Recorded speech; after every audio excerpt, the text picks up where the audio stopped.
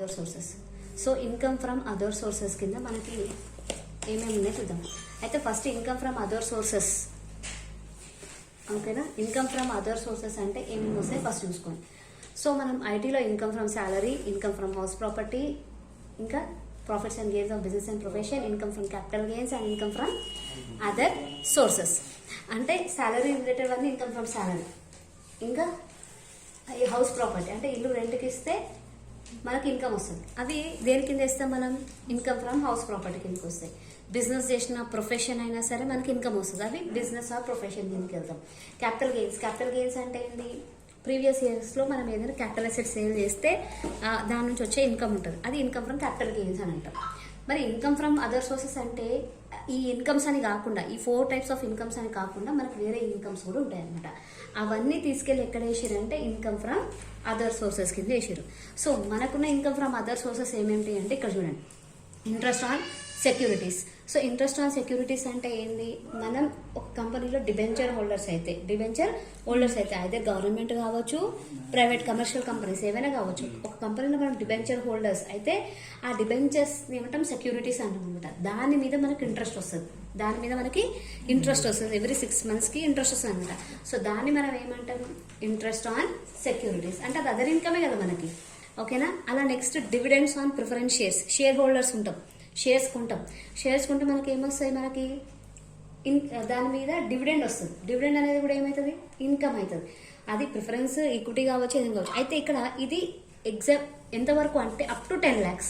అంటే మనకు వచ్చిన డివిడెండ్ ఉంటుందా, అప్ టు 10 lakhs వరకు మనకు ట్యాక్స్ ఉండదు. అది 10 lakhs దాటితేనే మనకు ట్యాక్స్, అది కూడా గుర్తుపెట్టుకోండి. ఏం దాటితే? 10 lakhs దాటితేనే మనకు ట్యాక్స్, ఓకేనా. Next interest on debentures issued by cooperative societies and clubs. Dividend on shares of cooperative societies. Already ఏమన్నా ఎగ్జామ్లో ఇదే క్వశ్చన్ అడిగింది, థియరీ అడిగింది ఒకటి. Next interest on bank deposits. అంటే మనం బ్యాంక్లో డిపాజిట్ చేస్తాం కదా, ఫిక్స్డ్ డిపాజిట్స్ అవి చేస్తాం. సో దాని మీద మనకి ఇంట్రెస్ట్ వస్తుంది కదా, అది interest on bank deposits. Next winnowing from card games, lotteries, cross word puzzles ఉంటాయా. అంటే ఇవన్నీ ఏమైతే క్యాజువల్ ఇన్కమ్స్ అవుతాయి, అవునా. కార్డ్ గేమ్స్ కావచ్చు, లాటరీ కావచ్చు, మనకి క్రాస్ వర్డ్ పజిల్స్ చేస్తాం, అవునా కదా. సో అవన్నీ ఏమైతాయి? మనకి క్యాజువల్ ఇన్కమ్ అవుతాయి. దీనికి సపరేట్ రూల్స్ ఉన్నాయి మనకి. ఇంకా next any some received by the SSC from his employer as his contribution to any staff welfare scheme. అంటే ఎంప్లాయర్ నుంచి ఎంప్లాయీకి ఏవైనా వెల్ఫేర్ దాని కింద కాంట్రిబ్యూషన్ వస్తే అది కూడా ఇన్కమ్ ఫ్రమ్ అదర్ సోర్స్ అవుతుంది, ఓకేనా. So next rent on hire charges received by letting off plant and machinery and furniture. అంటే ఏంటి? ఒక ప్లాంట్ కానీ మెషినరీ కానీ రెంట్కి ఇస్తాం. మన దగ్గర ఇప్పుడు ఫర్నిచర్ ఉంది, ఫర్నిచర్ రెంట్కి ఇస్తే మనకి దానికి ఏమొస్తుందమ్మా? రెంట్ వస్తుంది, అవునా కదా. సో ఆ రెంట్ ఏమవుతుంది? మనకి ఇన్కమ్ అవుతుంది. సో ఇక నేను రౌండప్ పెట్టిన చూడు, ఈ రౌండప్ మనకు మ్యాక్సిమంలో సమ్స్ వస్తాయి చూడండి. ఇలా రౌండప్ ఆల్రెడీ ఇలా చెప్పిన నేను, సమ్స్ వచ్చి ఆర్ట్ రిలేటెడ్ ఎక్కువ ఉంటాయి అనమాట మనకి. Next rent from subletting the house.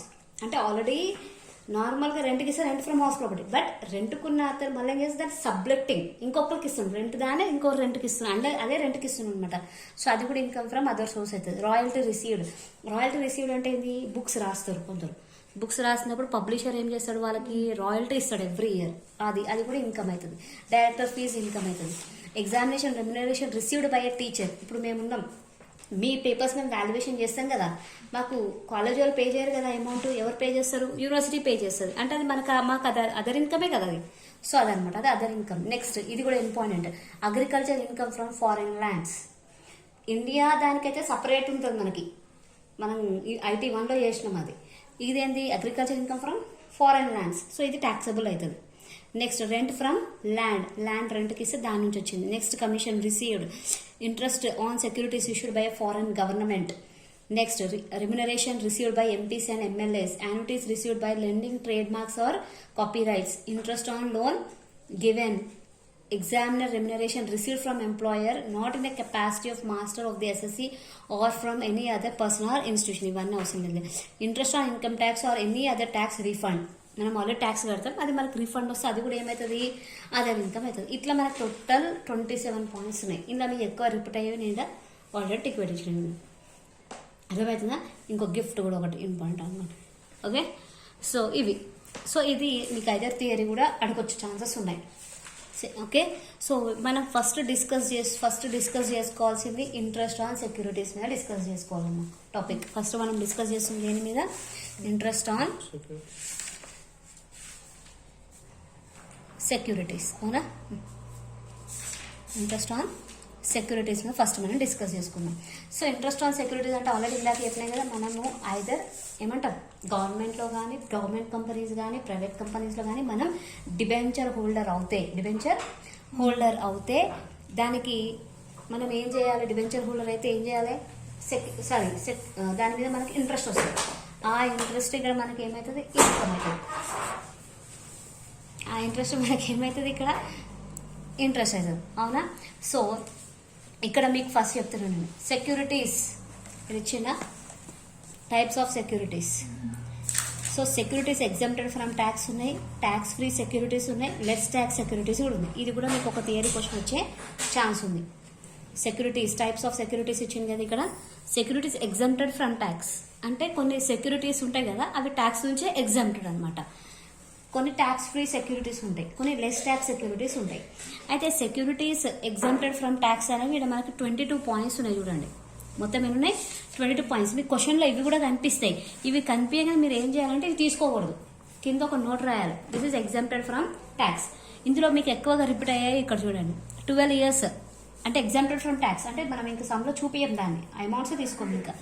So 12 years national plan saving annuity certificates, treasury saving deposit certificates, post office cash certificate, national plan certificate, national plan saving certificate, post office saving certificates,